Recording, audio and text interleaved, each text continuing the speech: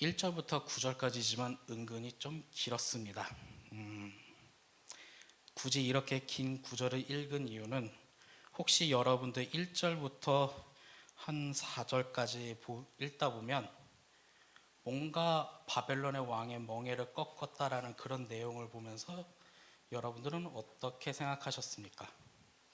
뭔가 어떤 사람이 말하되 하나님이 바벨론의 멍에를 꺾었다, 2년 안에 회복시켜준다라는 좋은 얘기를 하지요. 하지만 제가 결과부터 말씀드리겠습니다. 그건 거짓 예언자의 이야기였습니다.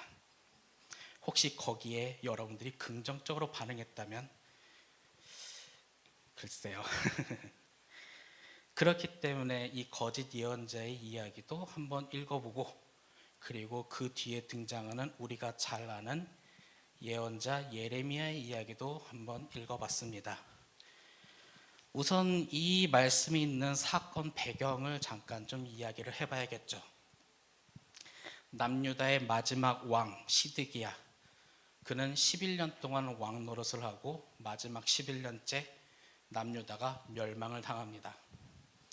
그의 멸망 과정, 두 눈이 뽑히고 자기의 자녀들이 자기가 보는 앞에서 모조리 다 죽는 것을 보게 되는 아주 비극적인 일이죠. 그러나 오늘 말씀 속에 있는 사건은 유다의 마지막 왕 시드기야 4번째 해에 있었던 일입니다. 시드기야 본인은 알았을까요? 본인이 남유다의 마지막 왕이라는 사실을. 그러나 그때 당시의 국제적인 배경은 굉장히 열악한 상황 중에 있습니다. 그때 당시에 강대국이라 생각했던 아시리아 제국이 어느 순간 지금의 이라크 지역, 이란과 이라크 지역 그 중간에 있는, 우리가 보통 교과서에서 많이 보던 메소포타미아 문명 쪽에 위치하던 바벨로니아 제국이 갑자기 강해져서 그 강하던 아시리아 제국을 멸망시켰고, 그리고 그것이 끝나는 것이 아니라 바벨로니아 제국이 남유다를 이미 2번을 침공했습니다. 그러다 보니 시드기야는 이 난관을 어떻게 극복할지 여러 생각을 했던 결과 시드기야 4년에 나라와 민족을 위한 구국성회를 열기 시작합니다. 당연히 우리는 물론 정기적으로 부흥회나 사경회 같은 것을 이전에는 많이 해왔었죠. 한 몇 월쯤 되면 했고 몇 월쯤 되면 했던데, 이때도 그런 것인지는 모르겠지만 오늘 말씀에 갑자기 구국성회를 하죠. 물론 구국성회는 제가 그냥 명칭을 붙인 겁니다. 아무튼 그렇게 해서 대구국성회를 여는데, 당연히 부흥회를 하면 강사를 초빙해야 하지 않겠습니까? 당연히 오늘 말씀 속에도 메인 강사 예언자 하나냐가 등장합니다. 그는 이번 구국성회의 주제를 이렇게 말합니다. 내가 바벨론의 왕의 멍에를 꺾었다. 물론 여기서 말하는 내가라는 사람은 여호와를 지칭하겠죠. 하지만 제가 초반부에 얘기했지만 이는 거짓된 예언자였습니다. 물론 솔직히 말해서 우리는 이 사건의 결과를 알고 있습니다. 나중에 어떻게 될 건지. 그런 관점으로 보지만 우리는 그냥 이 사건을 감정이입하면서 한번 봤으면 좋겠습니다. 자, 이렇게 누군가가, 이 하냐냐가 내가 바벨론의 멍에를 꺾었다, 그리고 많은 사람들에게 2년 안에 잃어버렸던 것을 다 회복할 거야, 그렇게 말하는데 어느 날 갑자기 예레미야라는 어떤 시골에 있는 예언자가 나타나며 그것은 틀렸다라고 말하며 하나냐의 말을 끊습니다. 자, 이 분위기를 여러분들이 잘 생각하면서 접근했으면 좋겠습니다. 솔직히 말해서 목사님께서 말씀을 선포하는데 중간에 그건 틀렸어요 라고 소리 지르면 굉장히 예의가 없지요. 근데 아쉽게도 이 말씀에 있는 내용이 이렇게 하냐냐라는 사람이 구국성회를 하고 있는데 예레미야가 나타나서 그건 잘못되었다라고 이야기를 합니다. 이때 당시에 바벨로니아 제국은요, 남유다를 2번 침공하면서 1차 침공 때 우리 남유다의 젊은 인재들, 엘리트들을 포로로 끌려갔습니다. 그 중에 대표적인 인물을 다니엘로 생각하시면 될 것 같아요. 그리고 2차 침공 때 남유다의 기술자들, 지금을 유지하는 그 인재들을 끌고 갔습니다. 대표적인 인물로 에스겔을 생각하시면 될 것 같아요. 자, 이렇게 1차와 2차의 침공에 의해 당연히 우리가 그때 당시에 있었던 장소에는 사람들이 비어 있죠. 미래 가치와 현재 가치를 빼앗겼던 남유다는 당연히 불안감과 궁핍함이 있었습니다. 그런데 그때 구국성회를 통해 하나님은 2년 뒤에 우리는 회복될 것이다 라고 주장을 하니 사람들의 마음은 어땠을까요? 물론 지금 당장은 위로를 얻을 수 있겠는데, 그런데 문제는 그 가운데 우리가 알고 있는 예레미야가 등장하여 이렇게 말을 합니다. 지금 평화를 예언하는 예언자는 그 평화는 예언이 성취된 후에 예언자로 인정받는다라는 말을 합니다. 즉, 갑작스럽게 등장했던 예레미야가 구국성의 메인 강사를 두면서 당신은 거짓된 예언자다라고 말하는 거죠. 지금 당장 평화가 이루어지지도 않았는데 당신이 어떻게 진실된 예언자겠냐. 그러면서 예레미야는 우리가 알고 있는 하나의 주장을 하죠. 하냐냐는 2년 뒤에 회복된다고 하지만 예레미야 본인이 받았던 하나님의 메시지가 있었습니다. 예레미야 25장 11절과 12절에 이 민족들은 70년 동안 바벨론을 섬기리라.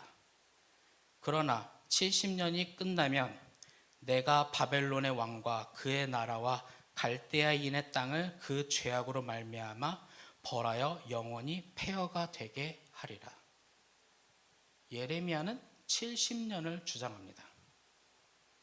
자, 이제 여러분들에게 이런 질문을 할 수밖에 없죠. 미국이나 중국은 얘기하지 않겠습니다. 영화에 보니 외계인이 침공했다고 한번 가정해 봅시다.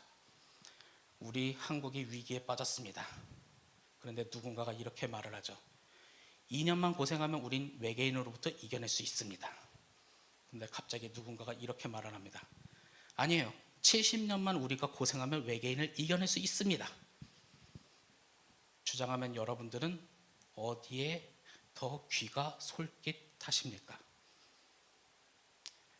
솔직히 우리 솔직해졌으면 좋겠습니다. 2년이란 단어가 더 솔깃하지 않습니까? 그런데 여러분들은 이미 결과를 알고 있죠. 진실된 예언자는 누구인가? 이거 우리가 읽은 거 예레미야서 맞죠? 그러면 당연히 예레미야의 이야기가 진실된 예언이라는 것을 우리는 알고 있어요. 하지만 사람이란 오래 고생하는 걸 별로 좋아하진 않습니다. 그러다 보니 하나님의 뜻이 있음에도 불구하고 내 마음속엔 편한 거대로 쏠려버리는 일이 있죠. 물론 그렇다고 해서 좀 예레미야가 좀 멋지게 차려입고 나타나면 좀 좋겠습니다만, 예레미야는 아나도시라는 지역의 아주 시골 지역에서 하나님의 메시지를 듣고 바로 예루살렘으로 올라왔던 예언자예요. 자, 여기서 이 아나도시란 지역은 조금 뭐랄까요, 제사장들에게는, 정확히 말하면 몰락한 제사장들에게는 좀 한이 서려 있는 지역이기도 해요. 잠깐 좀 다른 얘기를, 좀 이 지역을 좀 설명을 하자면, 열왕기상 1장과 2장에 있는 내용을 잠깐 얘기하면, 다윗 왕이 늙고 병들었을 때 이제 차기 왕권을 지목을 해야 하는데, 지목하지 못하고 신하들끼리 이쪽과 저쪽에 붙는 내용이 있습니다.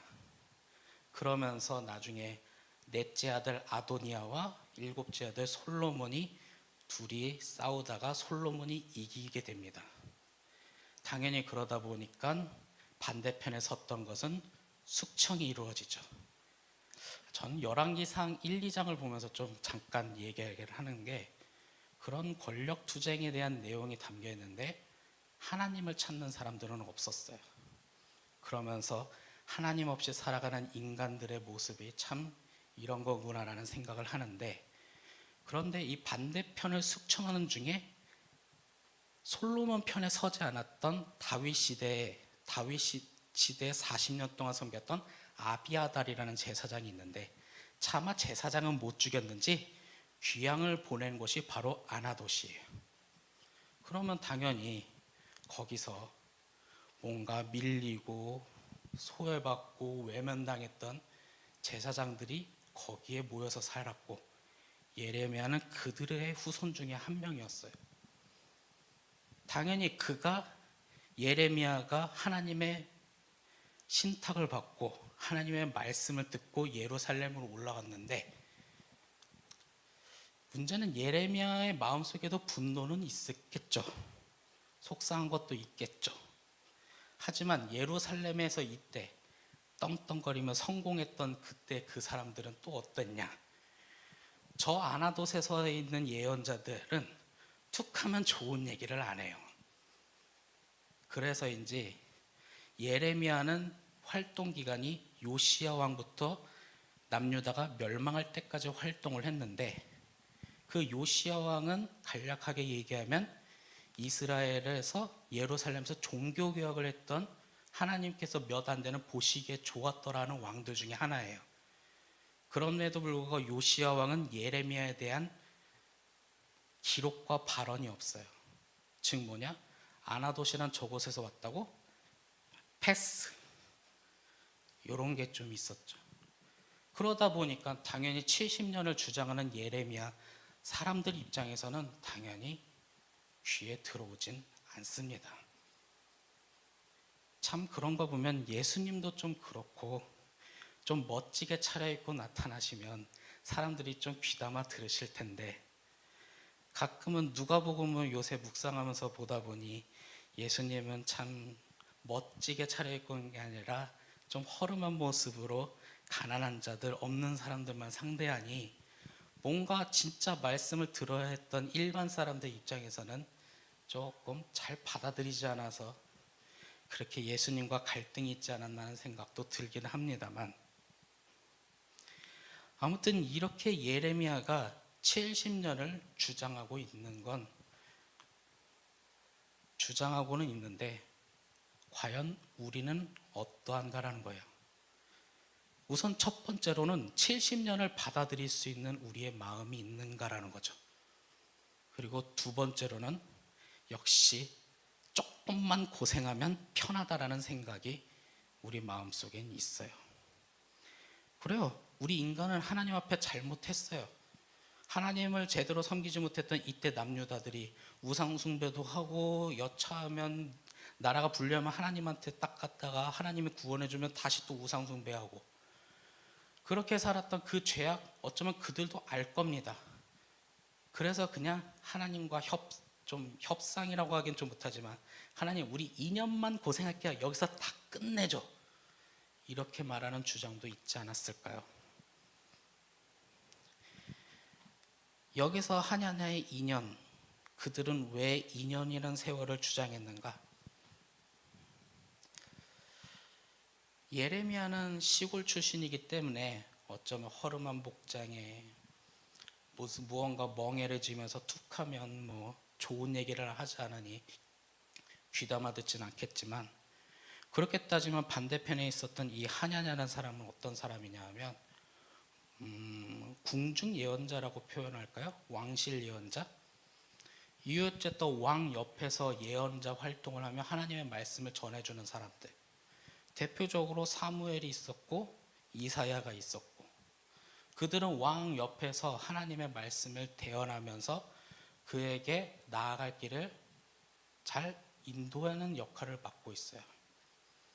물론 하냐냐는 2년이라는 주장은 궁중 예언자의 위치에 있어서 왕의 통치에 힘을 주기 위해 왕의 입장에서만 예언하는 위치로 해서 그의 본 역할, 하나님의 말씀을 듣는 역할을 저버렸으니 문제가 생겼지만 사람들 입장에서는 이런 시골에서 온 예레미야보다 그래도 많이 배울 것 같은 하냐냐의 모습이 더 멋지게 보였을 겁니다.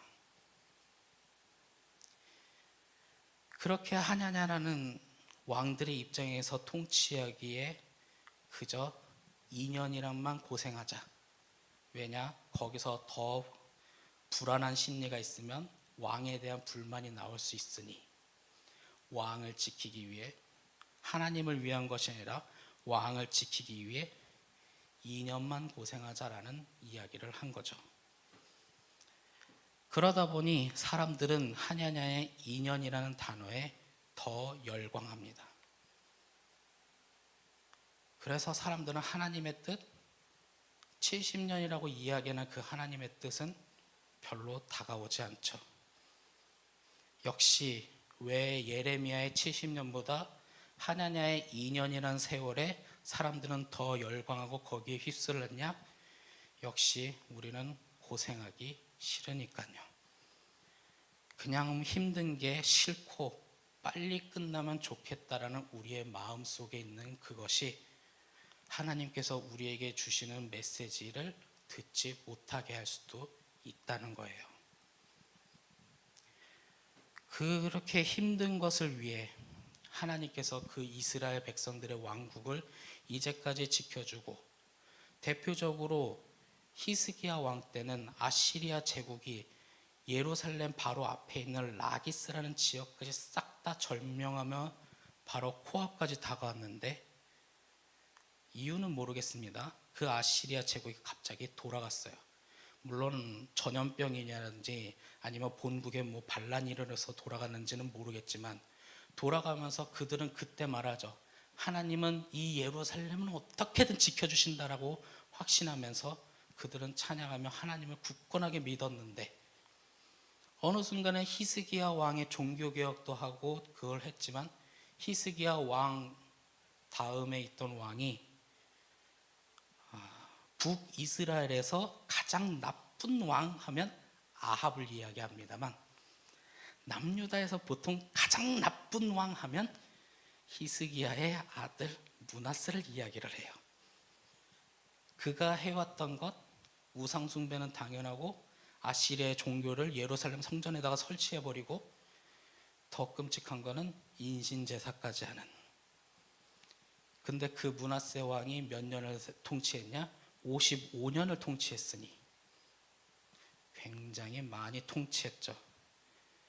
그렇게 또한 하나님이 함께했던 것을 버리고 55년 그 이상을 우상 숭배하고 하나님을 저버렸던, 그럼에도 불구하고 하나님은 예레미야에게 70년이면 70년만 포로로 왔다 다시 돌아올 것이다 라는 예언을 합니다. 근데 여기서 우리가 한 번쯤은 짚고 넘어갈 게 있어요. 하나님은 70년이라고 말했던 이 70년은요, 하나님이 우리를, 아니 이스라엘 백성을 70년 동안 버린다라는 게 아니에요. 혹시 버린다라고 여러분들이 생각했다면 다시 한번 하나님의 마음을 생각해 봤으면 좋겠어요. 70년이라는 세월, 아니 그걸 잠깐 과거의 역사로 잠깐 돌아가 보죠. 이스라엘 백성들이 하나님께서 이집트에서 탈출시켰어요. 출애굽 사건을 했어요. 근데 갈 때마다 이스라엘 백성들은 말하죠. 배고파요, 굶주려요, 힘들어요, 어려워, 가기 싫어요, 투정 버리고요. 그러다 보니까 마지막에 좀 해서는데 막 하나님 우리 안 구해줄 거예요? 그럼 우린 애굽으로 이집트로 돌아갈 거예요. 이게 뭐 하는 거지? 뭐 할까요? 제가 자녀를 길러본 적은 없지만 제 자녀가 이렇게 하면 좀 한 대 때리고 싶은 마음은 드는데 여러분들은 혹시 어떠실지 모르겠습니다. 여러분들이 여러분들의 자녀를 위해 그 위기에서 구원해서 좋은 것도 하기 위해서 이렇게 가고 있는데 계속 불평만 거려다가 뭐 부모님 싫어하면서 다시 그곳으로 그 나쁜 곳으로 돌아갈 거야 하면 좀 마음이 그러겠죠. 그래서 광야에서의 40년이라는 시간이 필요한 거예요. 그 40년 동안 하나님의 말씀으로 다시 한번 무장할 그 약속의 땅에 들어갈 수 있는 성숙됨이 필요한 거고 훈련됨이 필요한 거예요. 그렇게 해서 그 이후에 그 약속의 땅에 들어가서 이제 하나님 나라를 위한, 진짜 하나님과 함께하는 것이 무엇인지, 이 땅 가운데, 이 세상 가운데 무엇인지 여기를 통해 보여주려고 그 위대한 계획을 했죠. 솔직히 40년이라는 시간 좀 손해보는 것 같지 않습니까? 바로 코앞인데 괜히 이렇게 삥삥 돌아가면서 광야에서 그렇게 시간 낭비하는 거, 그건 시간 낭비가 아니라 신앙적으로 하나님과 함께하는 것을 성숙해지는 하나의 과정인 거예요. 그렇게 해서 과정에서 이제 들어가서 하나님 나라를 위한 하나의 위대한 역사가 이제 뭐 여호수아 사사기 그 뒤로부터 있어야 했죠. 했는데 오늘 말씀에 있는 내용이 이런 절망적인 상황은 왜 생겼냐? 그럼에도 불구하고 그곳에 들어갔더니 하나님을 제대로 섬기면서 살아간 사람도 있었지만 그렇지 못한 사람도 있었죠. 그러다 보니 어떻게 해서 다시 한번 하나님의 구원을 보여줬죠. 아시리아 제국의 라기스까지 쳐들어왔을 때 그때 하나님께서 그들의 나라가 멸망하지 않는 구원을 보여줬지만 그것에 감사하지 않고 우상 숭배했고 하나님과 함께하지 않았고, 그래서 하나님은 저 아나도시는 지역에서 예레미야를 선택하여 이젠 70년이다 라고 이야기를 한 거예요. 자, 이제는 우린 좀 다시 한번 생각해 보죠. 결과를 우리는 알고 있어요.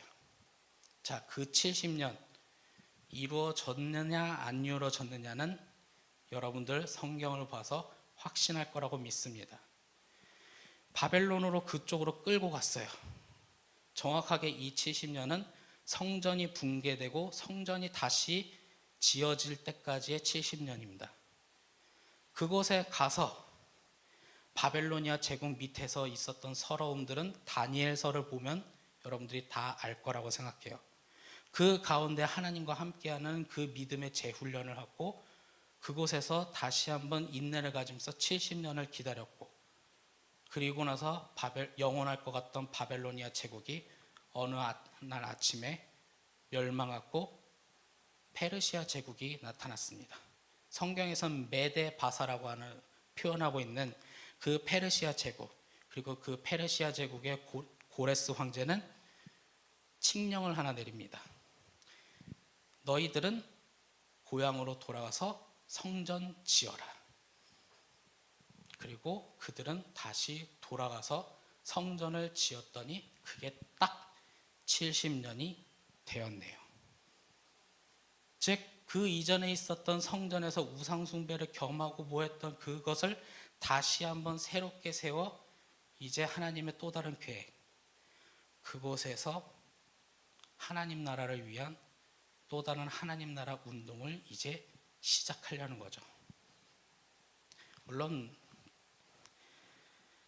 예수님께서 이 땅에 오셨으니 그것도 잘 안 된 면은 있지만 중요한 것은 하나님의 마음이라는 거예요.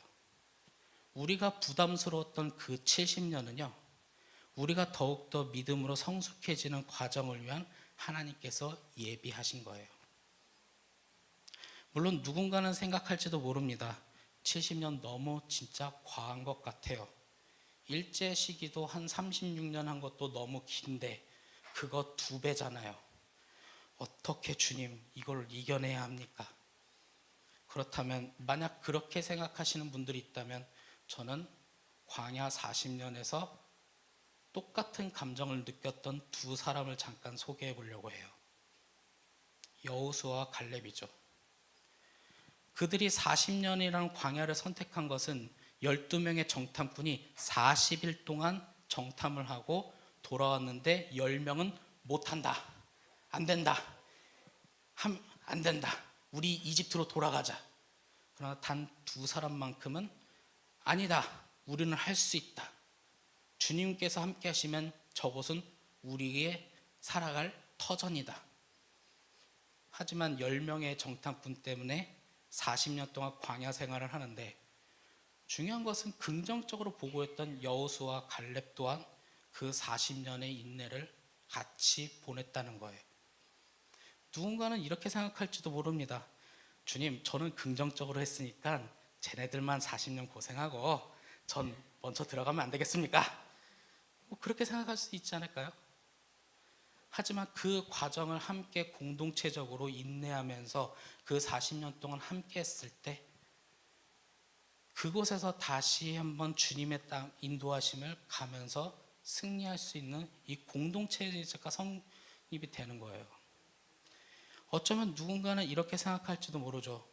70년 나 진짜 하기 싫고 이제껏 잘했지 않습니까? 기도하고 성경 보고 예배드리고 했지만 그러니까 나는 70년 빼주시고 쟤네들만 하고 난 좀 딴 데 가서 좀 뭐 방공호를 주시든 뭐를 하든 좀 피하면, 물론 그때 방공호가 있는지는 모르겠지만 좀 피하면 어떻겠습니까? 라고 생각할지도 모르죠. 하지만 이거 하나만은 우린 기억했으면 좋겠습니다. 인생을 혼자 살 수 없어요. 함께, 주님께서 나의 마음속에 함께 있지만 우리는 이웃과 더불어 동행하면서 공동체를 세우는 겁니다. 물론 70년처럼 잔인한 것을 같이 보낼 수도 있지만 진짜 70년과 같은 포로 생활을 또 할 수도 있지만 중요한 건 우리 이웃과 더불어 이 가운데 하나님께서, 예수님께서 계시고 우리가 서로 함께 더불어 살아갈 때 그게 하나님께서 주시는 행복 속에 우리는 하루하루를 살아갈 수 있는 거예요. 그래야지 우리는 그 70년을 이겨낼 수 있는 거죠. 그저 70년을 그저 고행으로 이기는 것이 아니라 우리는 이웃과 더불어 함께 사랑의 마음으로 공동체를 이루면서 우리는 이겨낼 수 있는 거예요. 물론 힘듭니다.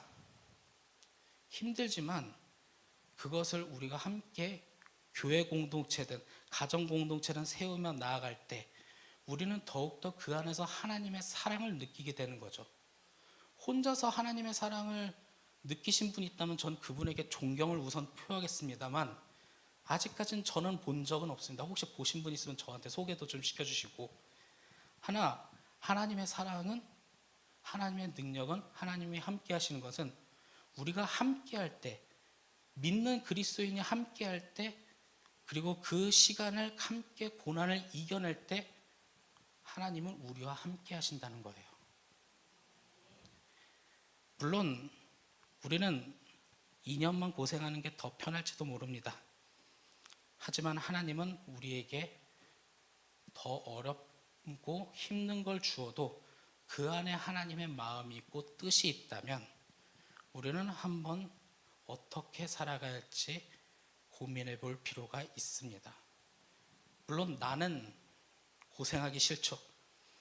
하지만 하나님의 뜻, 나의 마음을 잠깐 내려놓고 하나님의 뜻과 함께 한다면 우리는 바로 하나님 뜻대로 살아가는 그리스도인이라 할 수 있지 않겠습니까? 저는 항상 기도할 때 주님께 달라는 것이 있어요. 제 개인적 기도이긴 한데 성령과 능력과 지혜와 용기를 달라고 합니다. 이 마지막 용기라는 단어를 굳이 제가 쓰는 이유는요, 내 자신만 생각하면 하나님의 뜻을 구하기가 힘들어요. 왜냐하면 하나님의 뜻을 구하는 것은 나를 희생시킬 때가 있거든요. 나를 고생시킬 때가 있을 때가 있습니다.